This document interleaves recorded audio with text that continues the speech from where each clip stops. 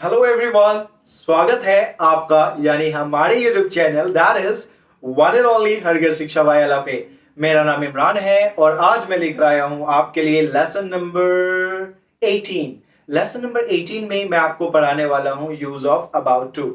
About to का प्रयोग कब कहां कैसे होता है आज की इस वीडियो में पढ़ेंगे।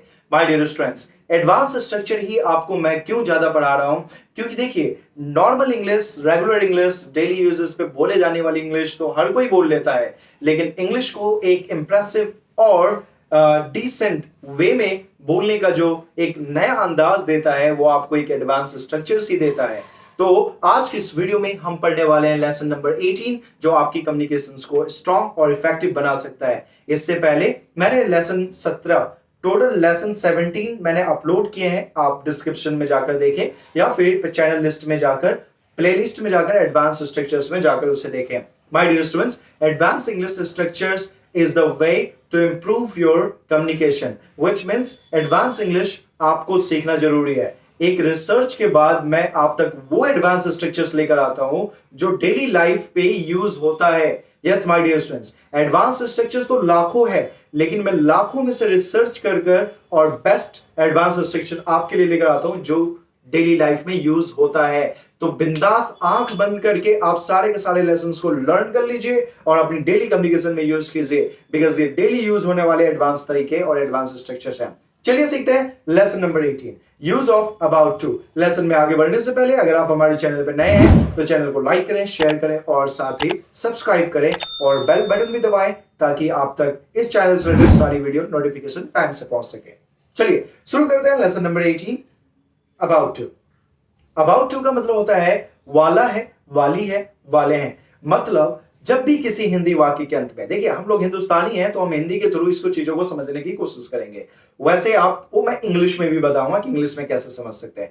हिंदी में पहले समझाता हूं। जब भी किसी हिंदी वाक्य के अंत में वाला है, वाली है, वाले हैं आए, या फिर वाला था, वाली थी, वाले थे आए, या फिर वाला होगा, वाली होगी, वाले होंगे आए, तो आप इसका प्रयोग करते हैं अबाउट टू का हेल्पिंग वर्ब के अनुसार। व्हिच मींस अबाउट टू का प्रयोग प्रेजेंट, पास्ट और फ्यूचर तीनों में ही हो सकता है हेल्पिंग वर्ब के अनुसार।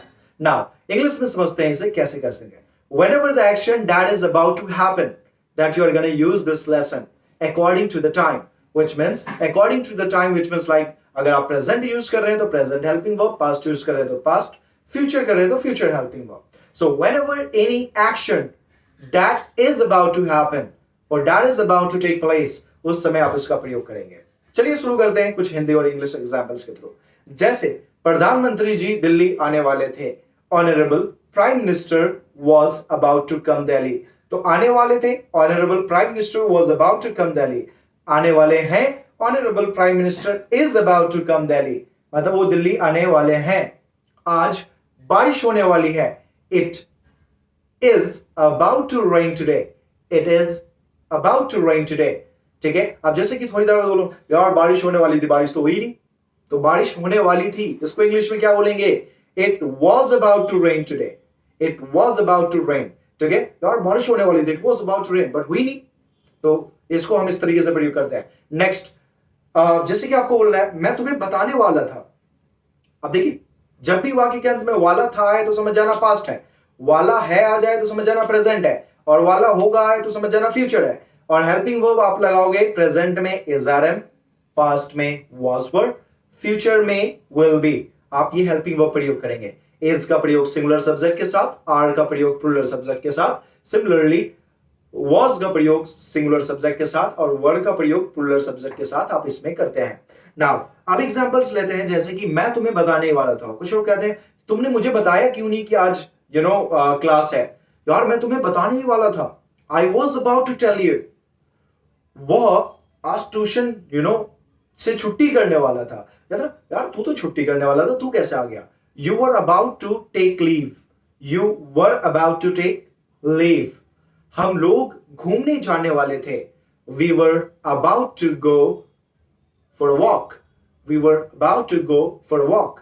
ठीक है, तो जैसे क्या होता है इवनिंग में हम लोग घूमने जाते हैं, शेयर करने जाते हैं, तो कहते हैं हम लोग शेयर करने जाने वाले थे बट नहीं गए किसी भी कारण से, so we were about to go for a walk. अब इसी तरीके से जितनी भी बातें हैं जब भी हिंदी वाक्य में आ जाए वाला था, वाली थी, वाले थे, या वाला है, वाली है, वाले हैं, तो आप इसका प्रयोग करेंगे डेफिनेटली हेल्पिंग वर्ब के साथ। इंग्लिश में whenever any action that is about to happen, कोई भी ऐसा काम जो आप करने वाले हैं या कोई भी करने वाला है या वो काम होने वाला है, तो आप इसका प्रयोग करेंगे।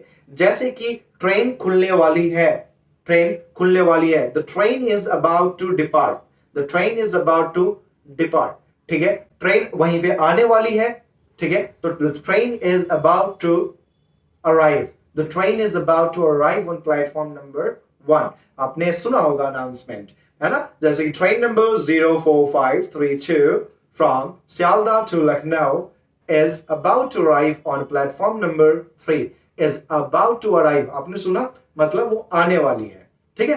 तो अब आप इस लेसन का बिंदास कहीं भी किसी भी वक्त किसी के भी साथ प्रयोग कीजिए, ज्यादा से ज्यादा अपनी कम्युनिकेशंस में इसको इंक्लूड कीजिए अगर आप एक फ्लुएंसी चाहते हैं तो। अब आपके लिए चैलेंज है, चैलेंज को कमेंट बॉक्स में कमेंट करें।